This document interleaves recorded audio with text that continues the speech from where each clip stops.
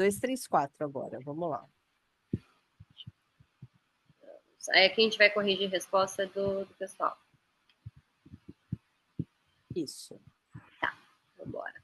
Essa daqui tem algumas respostinhas lá. Bora lá.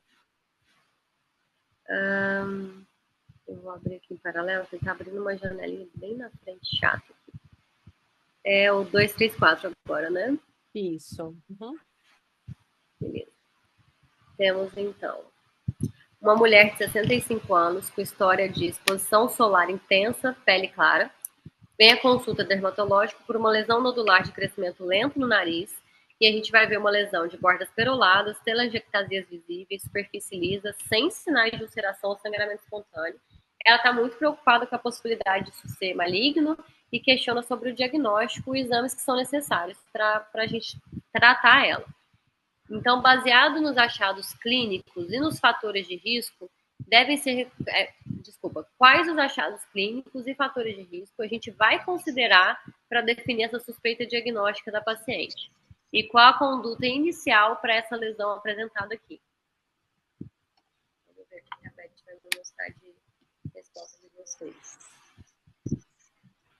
Quer que eu coloque a primeira e você vai debatendo em cima? Você prefere? Uhum. No chat ainda não apareceu nada. Tá bom. E aí tá, paciente de pele clara, que seria um fator de risco relacionado, né, um achado clínico, alta exposição solar, lesão em área fotoexposta, que é o nariz, com borda perolada, telangiectasia visível. A conduta inicial seria biópsia, tá? Gostei dessa resposta. Alguém colocaria mais alguma coisa? Dá pra gente melhorar ela um pouquinho. Essa pergunta vale 3 pontos. Sim. A gente Eu vou tem... dar nota. Tá. Vou voltar na pergunta aqui pra gente bater com isso que o colega botou, tá? Então, na primeira, achados clínicos e fatores de risco, beleza, ele vai pegar o que nessa questão tem de achados que fortalecem essa hipótese diagnóstica que a gente está trabalhando. E qual a conduta inicial para essa lesão. Então, beleza.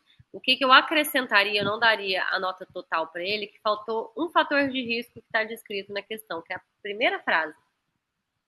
Uma mulher de 65 anos, então nós já não é uma jovem.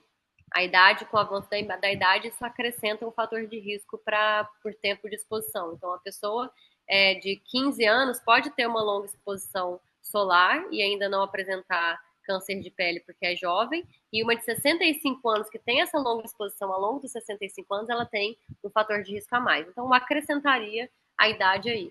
E a conduta inicial é com certeza, viu uma lesão esquisita, a gente vai fazer biópsia dela. Pode ser tirar um pedacinho, tirar ela toda, dependendo do que a gente tem ali de achado, tá? Alguém faria alguma coisa diferente? Deixa eu ver aqui. Doutora, no achado clínico, lesão nodular, crescimento lento, borda perolada, superfície lisa, ausência de ulceração e sangramento espontâneo. No fator de risco, idade avançada, pele clara, exposição solar intensa e crônica. Uhum. Exatamente como quem respondeu aqui colocou. No fator de risco, eu falei, eu acrescentaria a idade, tá? E eu acho que o pessoal complementou aí.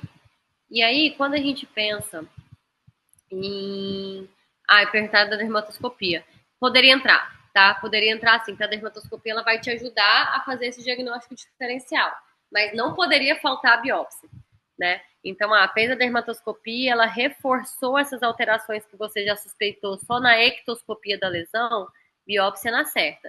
Então, o que eu estou puxando aqui? Se não tiver o dermatoscópio, não pode deixar de biopsiar, porque não tem o dermatoscópio, tá? Pelo contrário. A dermatoscopia entra também. Então, seriam essas as condutas. Aqui, ele fala de fatores de risco que eu, interpretando a lesão, ele está falando de fator de risco inerente a essa paciente do caso. Mas tem outros fatores de risco que não foram citados aqui e que são fatores de risco para câncer de pele. Vocês lembram de mais algum? Deixa eu ver se alguém botou. Não, ninguém botou.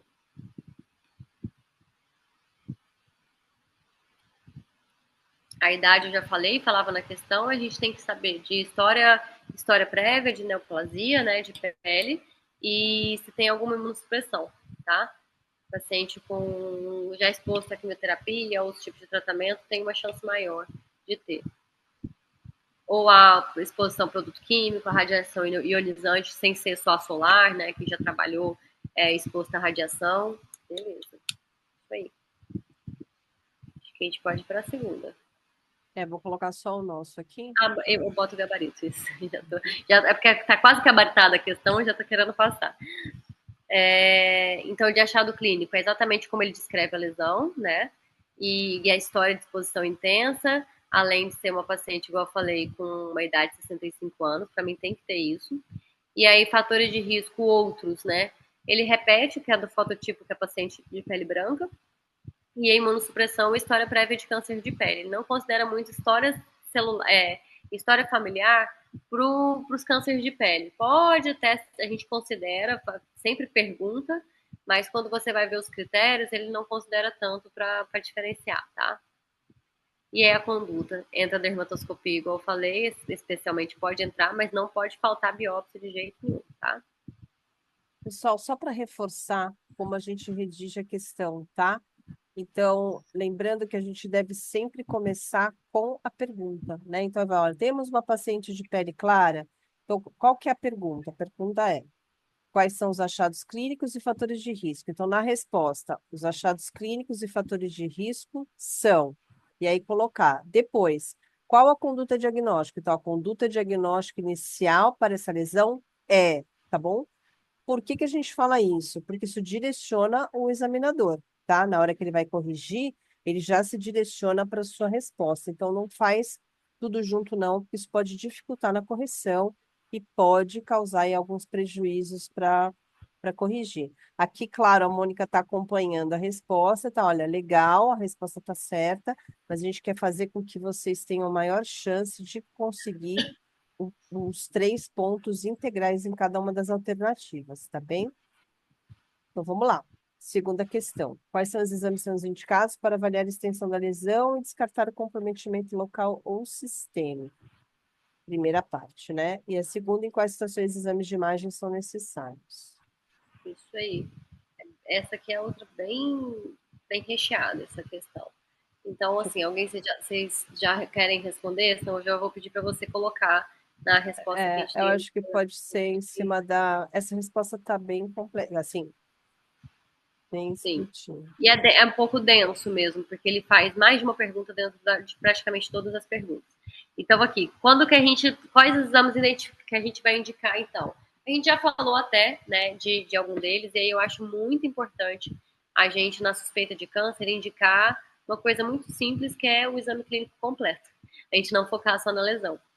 Então, isso entraria como uma forma de você ver o paciente se ele tem outras lesões, porque às vezes ele tá tipo uma queixa direcionada, e você vai olhar, ele tem outra nas costas, ele tem outra em outros lugares que ele não tá te mostrando. Então, sempre questionar e buscar tudo, tá? E aí, os exames, realmente, para ver a extensão da lesão, a indicação de exames de imagem, é você entender o tamanho daquela lesão, onde é que ela está localizada. Então, aqui até coloca a maioria dos casos de carcinoma, suspeita de invasão profunda, vai ser com exame clínico e biópsia. Casos duvidosos, imunossoquímica. E quando solicitar os de imagem, aí usou os critérios para indicação, que são para as lesões, tá ótimo. Beleza. Como se fosse lesão de mais alto risco ou não. Tem duas formas da gente responder, tá? Até o gabarito oficial, ele chegou a fazer uma tabela, acho que foi nessa questão, que eu não responderia com tabela. Então, a gente vai ver as duas formas aqui, até para vocês se entenderem melhor e ver qual que se adapta mais. Quando ele quer saber como que você... Volta na pergunta para mim, Beth, porque até me perdi, a gente fala baseado nela. Vou falar a etapa, vamos desmembrar a questão. Quais exames são identificados para avaliar a extensão da lesão? Então, como que a gente vê se aquela lesão se estende além do que a gente está vendo? Se ela é mais profunda, se ela tem uma avaliação mais, tipo, chega a vasos, chega a parte muscular, né, com profundidade. Então, a gente tem características quanto a tamanho, presença de ulceração ou não, mas, além disso, a gente pode tentar, por dermatoscopia, ver isso.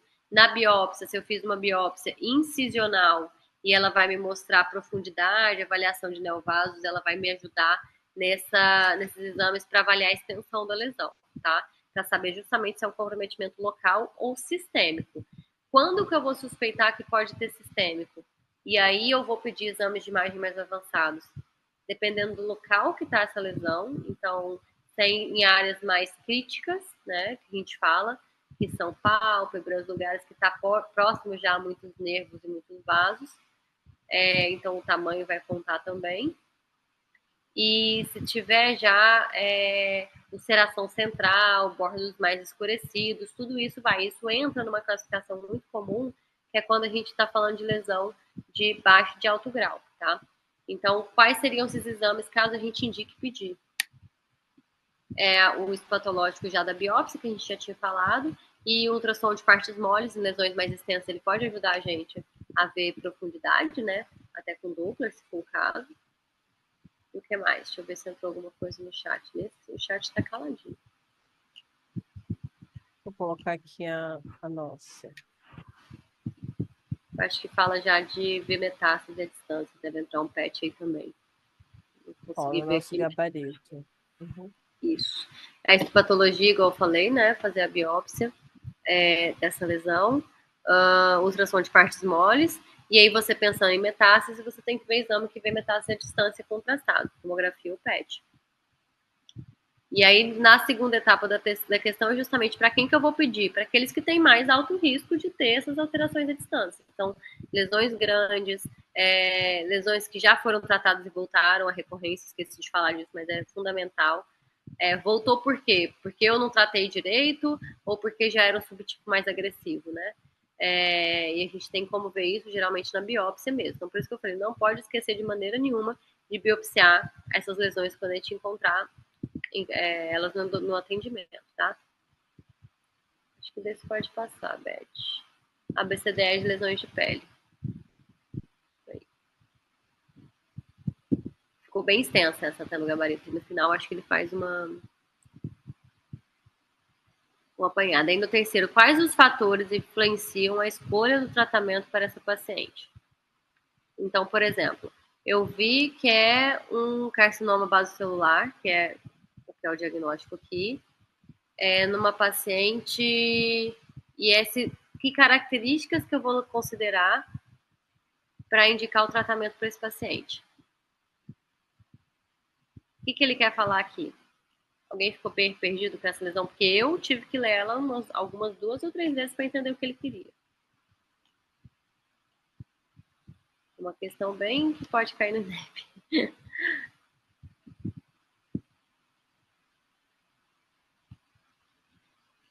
Quando ele fala isso, quais fatores influenciam na escolha do tratamento? Eu já sei que eu estou falando de um carcinoma basocelular, tá? Eu já sei qual que é o diagnóstico. E aí, eu tenho como indicar tratamentos mais ou menos invasivos de acordo com as características dessa lesão. Se é uma lesão que tem um risco mais alto ou que tem um risco mais baixo. E dentro desses tratamentos, tudo que eu indicar tem um custo-benefício. Ele quer saber como se fosse assim, todas as possibilidades de tratamento e quando a gente compara qual que é melhor para o paciente, tá? Então, aqui, Eu entendi, doutora, também a localidade também. Não sei se sim, influencia nesse caso.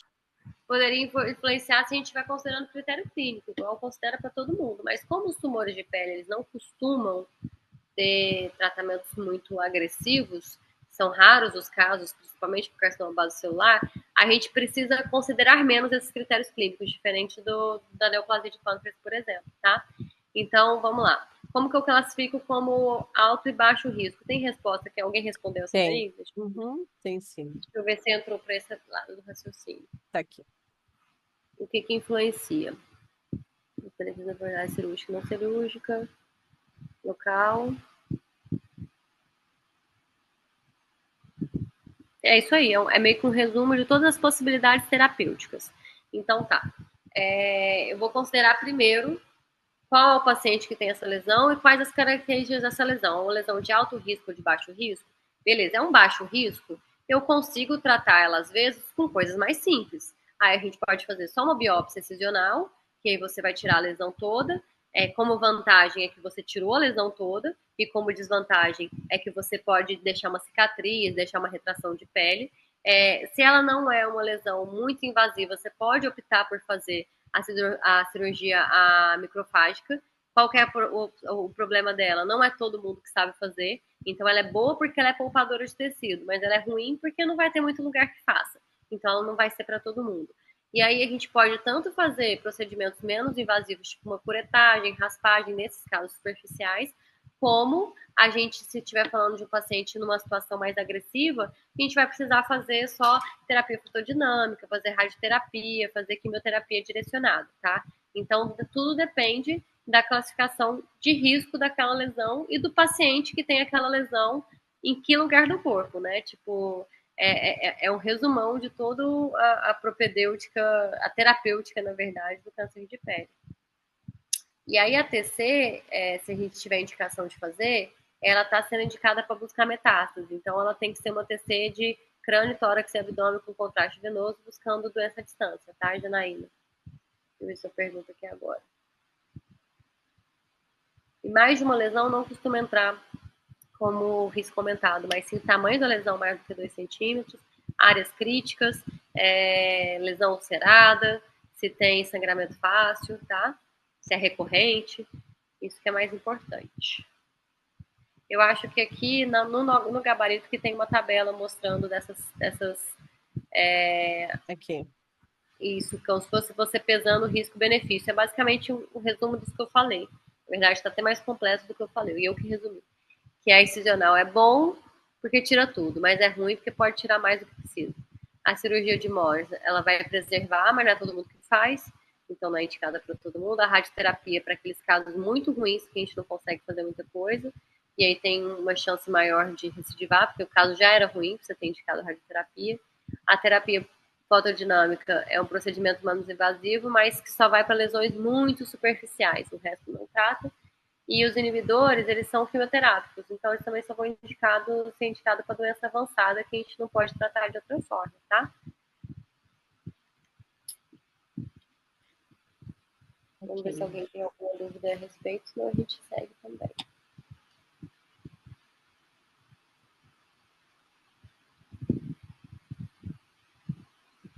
E aí, qual que deve ser o plano de segmento? A gente já diagnosticou, já estadiou, já tratou. Agora, como que a gente acompanha esse paciente? Qual que é o plano de segmento para esse paciente após o tratamento? Seja cirúrgico, seja ou fotodinâmico, qualquer coisa que a gente tenha indicado. Com abordar preventivamente esse paciente, reduzir o risco de ter novos tumores cutâneos, né? Então, com que frequência a gente vai avaliar? Vai depender da agressividade daquilo que a gente tratou. Deixa eu ver o que o pessoal botou aí. Vou colocar aqui.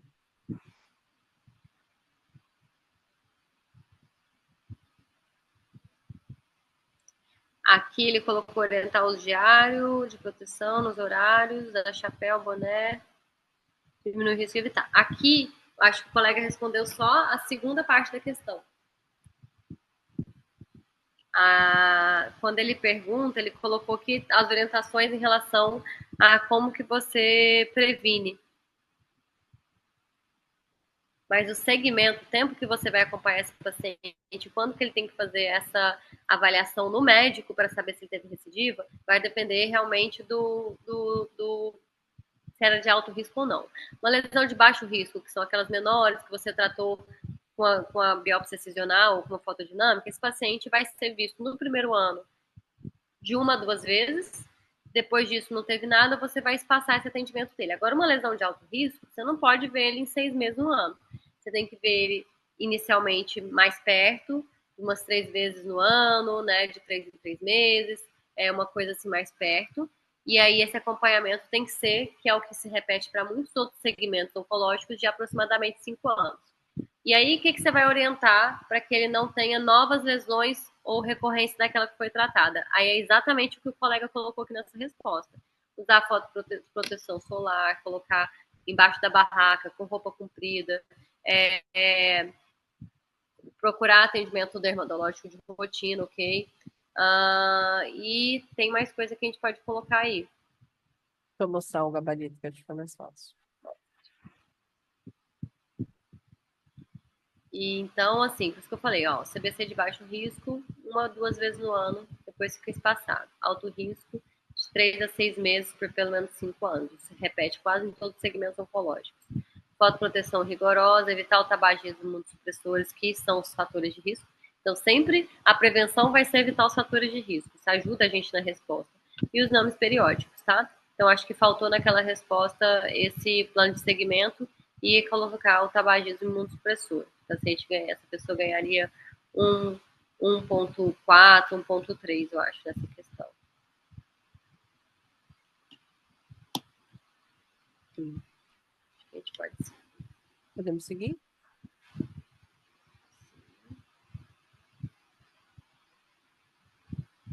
Vamos lá. Vamos para a próxima.